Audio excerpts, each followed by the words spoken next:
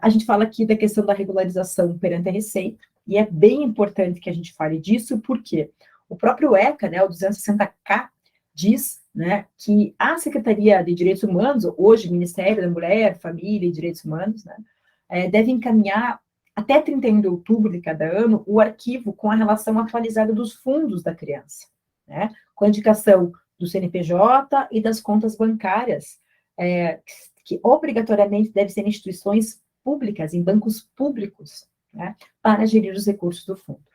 Por que isso? O Ministério precisa mandar para a Secretaria da Receita a relação dos fundos que estão, então, regulares com conselho, com fundo, com CNPJ, né, com conta bancária, tudo direitinho, encaminhar essa listagem para a Receita, para quê? Para a Receita colocar na base de dados lá do programa da Receita, que possibilita que o próprio contribuinte, no programa de imposto de renda, já faça ali a destinação dos recursos para o fundo da infância do município, do estado, né, ou da União. Então, aqui é importante que a gente verifique a regularização do fundo dos municípios, das comarcas que nós atuamos lá perante a base de dados da Receita. Como é que eu vou verificar isso? Está aqui, eu tenho duas importantes fontes aqui de pesquisa dos fundos, né? Então, aqui, a própria página da Receita Federal já tem ali, né, a relação de repasses diretamente do programa do Imposto de Renda Pessoa Física, né? Então, você vai ver ali as doações que foram feitas para o Fundo da Criança, você vai ver ali valores que entraram por município, você consegue, então, fazer essa busca, e aí já tem, inclusive, o e-mail ali, o telefone que você pode entrar em contato. Então, esse aqui é o site da própria Receita Federal. Mas, esse ano, né, o MDH, ele fez, então, um levantamento, né, de todos os fundos do país, tá? E colocou aqui, nesse BI, né, todos os dados. Então, aqui, tá, no material que vai ficar disponível para vocês, que é esse daqui, eu já deixei, né, linkado aqui, para que vocês possam clicar nesse painel e entrar diretamente nesse BI feito por MDH, que tem um levantamento de todos os fundos de todos os municípios do país. Então, aqui vocês vão poder ver, né, do estado, se o fundo tem cadastro regularizado, se o cadastro está inconsistente, se não está cadastrado, e se está inconsistente, ele já vai constar qual é a inconsistência, certo? Então, o que é interessante que a gente possa entrar nesse BI e verificar? Porque ali a gente vai ver, gente, a regra é assim, falta o dígito verificador, o CNPJ não é do fundo, né? A conta bancária não é do conselho, né? Não é do fundo, eles indicam a conta bancária do município, que não pode. Então, aqui é muito bacana porque você consegue ver o seu município, né, da sua comarca, qual é o problema, se tem ou não problema, e qual é o problema. O que nos chama atenção? Quando você entra aqui e vê que só 53% dos fundos do país são regularizados. E aí você vê que tem vários municípios que têm recurso lá que o contribuinte destinou na declaração do imposto de renda. O recurso está lá, porque a Receita não consegue repassar para o município, por quê? Porque está irregular, está inconsistente, não está cadastrado na base de dados da Receita aquele fundo daquele município. Então, a gente vai descobrir, né, que o recurso está lá, o recurso está parado, né, e o recurso não pode ser repassado. Então, o contribuinte entrou na declaração de imposto de renda, fez a sua atuação, destinou parte do seu imposto de renda para o fundo municipal, lá do município que ele reside, por exemplo, e o recurso está lá. A Receita não consegue repassar para o município, por quê? Porque tem inconsistências de regra muito, muito simples. Então, fica aqui o convite para que possam, então, entrar nesse BI do MDH e verificar os fundos do seu estado, os fundos do seu município.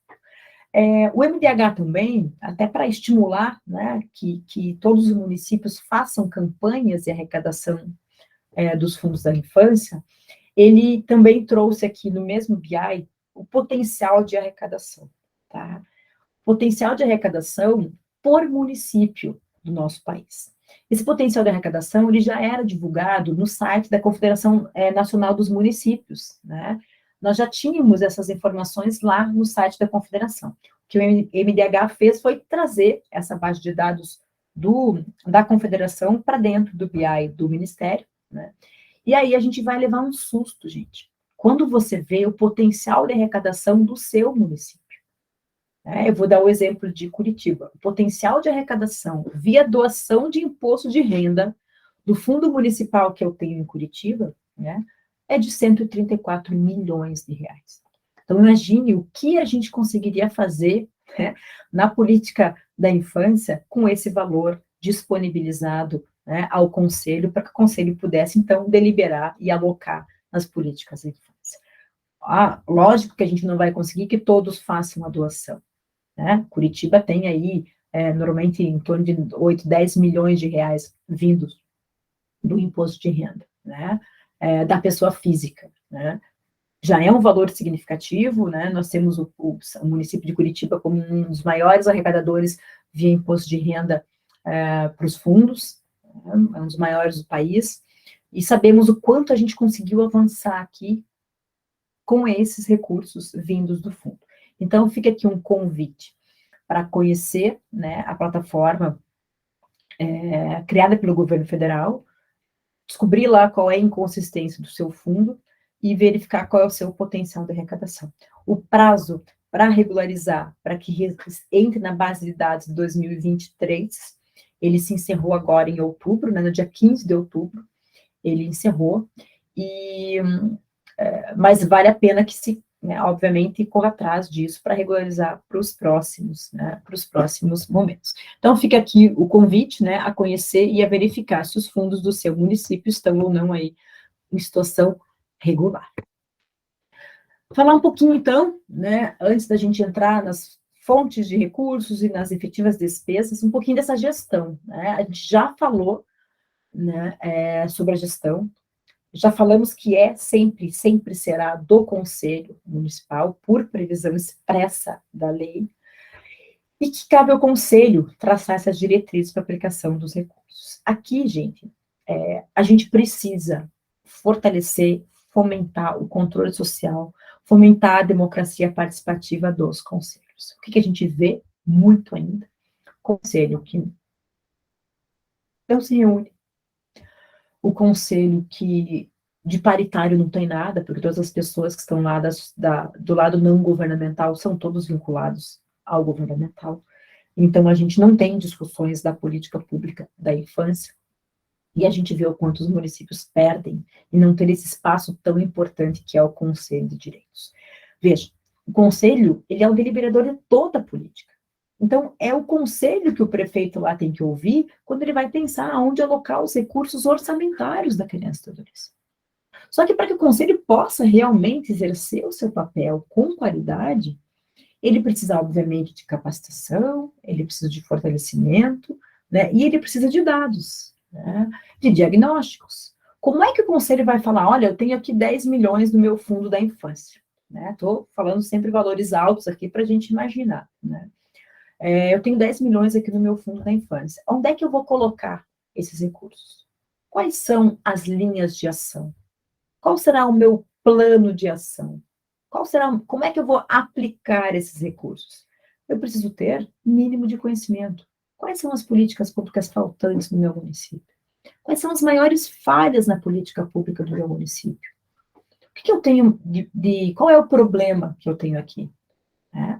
Meu problema maior é gravidez e adolescência? É abuso sexual? É trabalho infantil? É falta de fortalecimento dos vínculos familiares e que está gerando muito acolhimento? Eu não tenho política socioeducativa? Então, qual é o problema que eu tenho no meu município? Porque se a gente vai estudar um pouquinho lá o ciclo das políticas públicas, eu vou ter aqui o problema, a dificuldade é o início, é o meu ponto de partida. Diante disso, o que eu vou fazer? Eu vou ter que construir uma política pública para resolver aquele problema público. E aí o que a gente vê? Que os conselhos não têm diagnósticos. Que os municípios não fazem diagnóstico dos seus problemas sociais. não se coletam os dados. Os conselhos tutelares não alimentam o CIPIA. E aí nós não temos dados. E aí nós não temos como saber se aqui basta o que o município previu, ou se para complementar o que o município previu nessa política, eu preciso usar os recursos do Fundo da Infância. Então, aqui sempre fica, né, aquele convite a nós, promotores de justiça, né, para que sejamos presentes nos conselhos de direito, não para decidir por eles, mas para levar também as nossas demandas. O que você vê na sua promotoria de justiça? Olha, eu estou vendo que está aqui, o que falta é vaga em escola de educação infantil. Eu preciso levar ao conselho esses meus dados, essas minhas, né, a problemática que eu tenho na minha promotoria, e falar, olha, conselho, está sendo diário aqui, né, famílias buscando vagas em escola. Olha, não, aumentou muito pós-pandemia a questão do abuso sexual infantil. O que você, como deliberador da política pública, está prevendo? Como você está cobrando do seu gestor? Então, a deliberação do conselho, né, ela não pode ser porque o prefeito pediu, porque a primeira-dama veio conversar, porque o promotor decidiu. Não, eu preciso ter um diagnóstico dos problemas do meu município, da saúde, da educação, da assistência, falta de esporte, cultura e lazer. Então, aqui, deliberar é decidir baseado em evidências, né? E aqui, só mais uma vez, lembrando de que o Conselho delibera e quem faz a execução lá administrativa é a Secretaria lá do Poder Executivo. E aqui sempre lembrando também que quando a gente fala de deliberação do Conselho, de gestão dos recursos do fundo pelo Conselho, né, é sempre bom lembrar que a primeira emblemática decisão lá do STJ, que disse que aquela deliberação, né, que se tornou obrigatória por meio de uma resolução do Conselho Municipal, ela vincula o gestor, né? Helena Calmon, lá em 2003, 2004, né, teve foi relatora desse caso, né, teve, então, essa jurisprudência do STJ, que foi replicada e foi sendo, né, trazida aí ao longo dos anos. Então, hoje nós temos muito claramente de que a política pública, né, a deliberação do Conselho, né, pela implementação de uma política pública ali, baseada, obviamente, em dados, né, feito por uma deliberação adequada e correta, né, depois de todos os procedimentos do Conselho, obviamente, né, aqui ela se torna obrigatória, ela vincula o gestor público, e por isso, mais uma vez, conselhos fortes, com o Ministério Público presente, né, para que a gente tenha qualidade aí na deliberação. Entrando agora, então, rapidamente, a gente falou que eu tenho que criar o fundo por lei, a gente falou que a gestão compete aos conselhos, né? Vamos falar um pouquinho, então, de quais são as receitas que compõem os fundos da infância, né? Previsões do Estatuto da Criança e do Adolescente, 214, multas das ações civis públicas, né, das ações lá, das representações administrativas, as ações, né, as multas aplicadas em ações e representações que tramitaram na infância, os valores dessas multas devem reverter aos fundos da infância, tá, do município, tá, previsão do 214. O 260, né, vem falar das doações de imposto de renda, e o 261 vem falar de que a União pode repassar, então, recursos dos estados e municípios lá para os fundos, né? Então, o que eu tenho? Multas, doações de imposto de renda, então lá 1%, né, do valor de pessoas jurídicas tributados com lucro real, né, não presumido, lucro real, 6% lá das pessoas físicas. E aí, transferências fundo a fundo. Então, aqui, né, a gente pode colocar aqui muito claramente que eu preciso ter, né, como fonte de receita do fundo, as dotações orçamentárias das secretarias. Então eu posso ter eu preciso ter lá o repasse, né, do orçamento.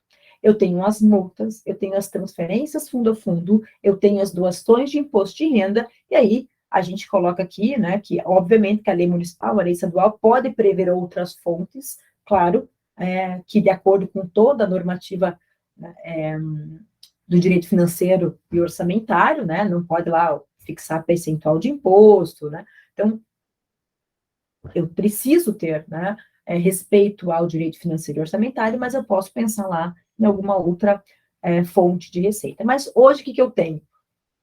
Transferência fundo a fundo, doação do imposto de renda e multa como sendo as principais.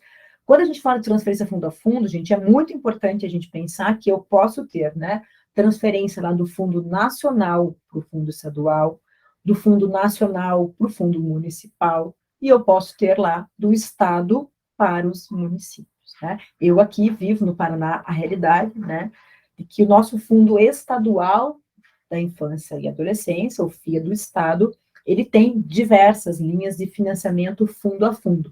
Se repassa o recurso diretamente do fundo do estado para o fundo do município, para que o conselho municipal delibere lá o destino. De regra, a gente, né, obviamente, você tem essas linhas de ação, então o conselho fala, olha, vamos repassar um recurso do estado para os municípios para, vamos dar um exemplo, financiamento de políticas socioeducativas do meio aberto, para a criação de programas socioeducativos do meio aberto nos municípios. O Fundo do Estado repassa um recurso para o Fundo Municipal, e o Fundo Municipal, então, vai fazer, né, a deliberação e o repasse, se vai ser para a entidade governamental, se vai ser para a sociedade civil, através do edital, aí o Conselho Municipal é que vai fazer essa gestão do recurso, mas é uma transferência do fundo do Estado para os fundos municipais. Uma das formas aí de receita, né, dos fundos da infância, tá? Quando a gente fala das doações, então, multas é muito claro, lá na sentença o juiz destina que o valor vai lá para o fundo municipal. A questão da transferência fundo a fundo tem que estar prevista na lei estadual, né, na lei nacional, a possibilidade de transferência. E aí, a doação de imposto de renda. O que é importante a gente não esquecer aqui? Que a gente está falando de doação incentivada de pessoas físicas e jurídicas. Não é bem uma doação, né? Por quê? Porque não há um desembolso. Então, uma parte do valor do imposto de renda que iria para o cofre do governo federal, para o cofre geral da União, né? Caminho de entrada, receita de imposto para o cofre geral da União. Uma parte desse recurso, né, eu posso 1% PJ, 6% pessoa física, né? Uma parte desse valor eu vou, contribuinte, né, destinar para o Conselho, para o Fundo, desculpe, da Infância e Juventude. Tá? Então, o que acontece? Eu não estou efetivamente doando, né? Eu estou fazendo, na verdade, a destinação de uma parte para o fundo da infância. Então, não há desembolso. Eu, contribuinte, não vou estar pagando X%, né? X para o imposto de renda e X mais um para o meu fundo. Não, é uma parte daquilo que eu já iria desembolsar que eu vou destinar para o fundo. Então, vejam, é uma dedução fiscal. Não há desembolso pela pessoa jurídica e nem pela pessoa física. Esse é o grande argumento, né, que a gente precisa usar quando das campanhas aí de arrecadação, né, de imposto de renda, de destinação de imposto de renda para os fundos da infância. Por quê? Né? Deixa muito claro para o contribuinte, olha, uma parte do que você tem que pagar lá para o governo federal, que você não sabe o que vai acontecer com esse recurso, você pode deixar para a infância do seu município. Olha a pessoa jurídica, uma parte daquilo que você já tem que pagar para o governo federal lá do seu imposto de renda de pessoa jurídica, que você não sabe o que vai acontecer, você pode deixar no fundo da infância do seu município, para as políticas da criança e adolescente do seu município. E aí você pode ir lá no Conselho de Direitos, porque a reunião é pública, porque você como cidadão pode e deve participar da reunião, né? E você vai chegar lá e vai falar, olha, eu tenho doado um recurso do imposto de renda, eu quero saber quais são as políticas que vocês estão financiando com esse recurso, né? Quais são as prioridades da infância do meu município, enquanto cidadão. Tá? Então, aqui é importante, que é uma destinação, é uma dedução, há uma dedução fiscal. Tá? Então, a gente fala aqui sempre, né, que é uma forma da gente exercer a nossa cidadania, né? É uma participação social cidadã. Eu estou conscientemente pegando um pedaço do meu recurso, que eu pagaria para a União, e estou deixando aí no meu município, ou no meu estado. O que é importante que eu saiba que entrou no fundo é recurso público, submetido a todas as regras de direito financeiro. E ele entrou via doação do meu imposto de renda, mas ele só sai pós deliberação do Conselho de Direitos. Então, não sou eu que vou chegar lá, né, e vou falar qual é o fim, né, qual é a destinação daquele recurso, tá? Aqui, né, a gente já falou disso, que o Conselho não é somente o deliberador da política da infância, vê o meu horário aqui, gente, que ele não é somente o deliberador da política da infância, mas também, né, é o gestor do fundo. O que é importante? Que o Conselho também não seja só gestor do fundo, que ele delibere a política. Por quê? Porque a gente vê fundos, e aí eu vivo aqui, né, com 2 grandes fundos, tanto do município quanto do estado, a gente vê que o Conselho fica só deliberando recurso, isso aqui vai tantos mil para isso, tantos mil para aquilo, tantos mil para essa instituição, tantos mil para esse edital, e esquece, né, que a sua principal função é a deliberação da política pública. Então, um conselho não pode ser um mero avaliador de projetos, um mero destinador, né, de recursos. Eu falo assim, o conselho não é um caixa, ele é um espaço de deliberação da política pública e de controle da política pública. É isso que a Constituição fez, né, ao prever lá os conselhos de direitos, lá no 204. Aqui, né, a gente falando aqui rapidamente da questão da destinação, né, do imposto de renda, né, eu posso fazer a doação tanto lá no momento da declaração do imposto de renda, quanto ao longo do exercício fiscal. Tá? Então, a gente trouxe aqui, rapidamente, né, via Conselho Municipal dos Direitos da Criança e do Adolescente, por boletos, né, eles emitem aí, aqui a declaração, né, faz o boletim da administração municipal e faz o pagamento ao longo do ano fiscal de 6%. Na declaração, na DARF, na declaração do imposto de renda, lá no mês de março, mês de abril, pessoa física aqui, eu posso doar 3% diretamente na minha declaração, tá? Então, 2 formas, né? Durante o ano todo, então, até o último dia útil do ano, eu posso fazer doação, né?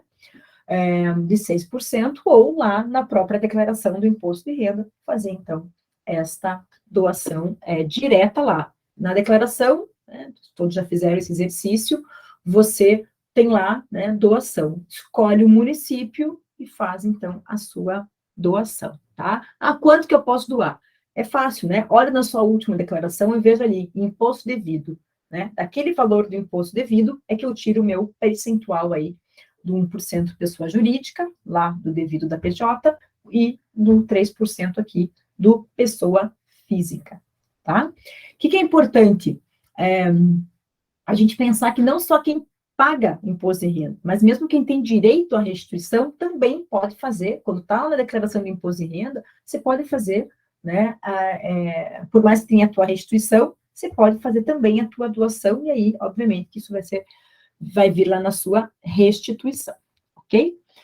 Aqui, eu gosto de trazer também, né, que a controvertida, entre aspas aqui, algumas aspas, né, chamada por alguns de doação dirigida, por outros de doação casada, né, que é lá aquela doação que eu faço diretamente para um projeto específico, de uma instituição específica.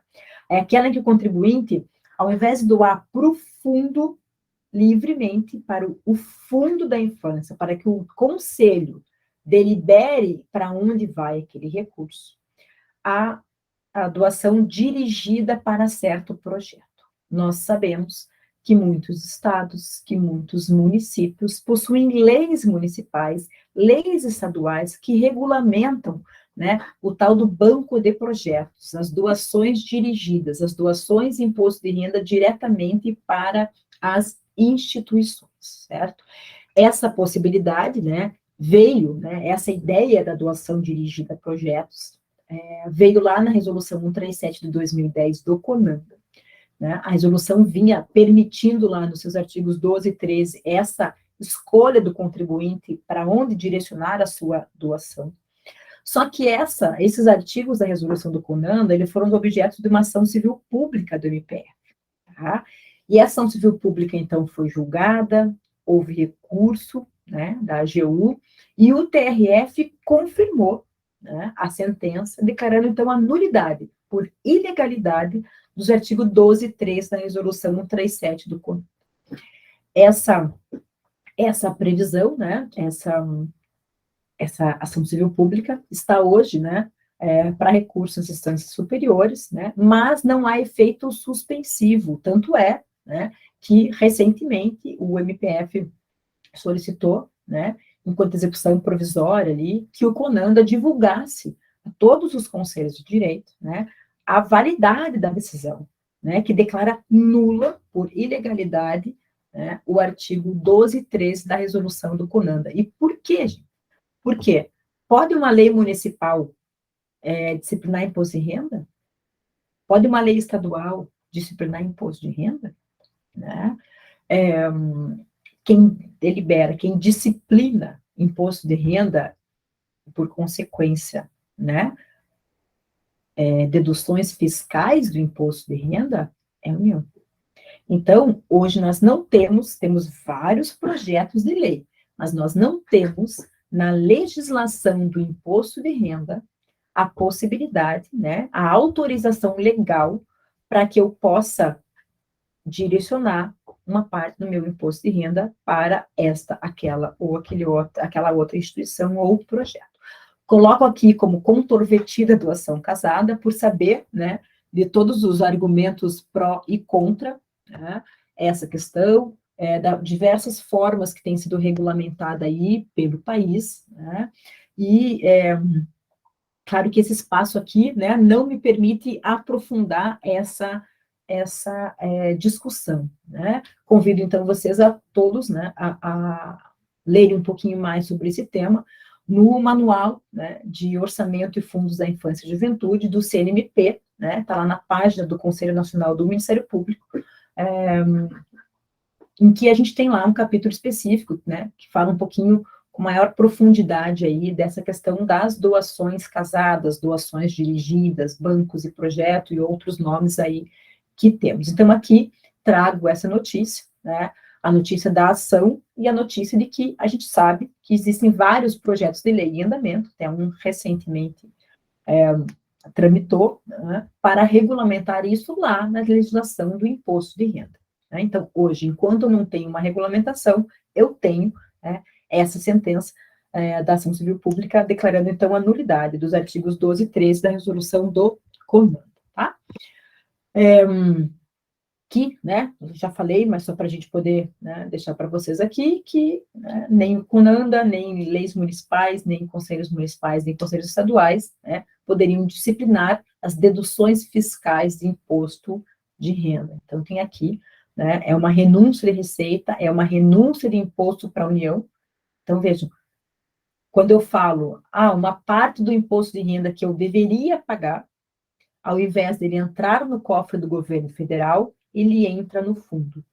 Então, é uma renúncia de receitas lá do governo federal vindo para a área da infância. Então, quem pode instituir esse tipo de renúncia é só o governo federal, né? Porque é um imposto aí de sua competência. Então, aqui, né, a gente trouxe alguns dispositivos, alguns artigos que falam sobre o tema, né, convidando, então, a todos, mais uma vez, para a leitura aí do nosso manual lá do CNMP, sobre orçamentos e fundo da criança, tá? Que aprofunda um pouquinho mais a análise desses artigos aqui, o que não é possível nesta data.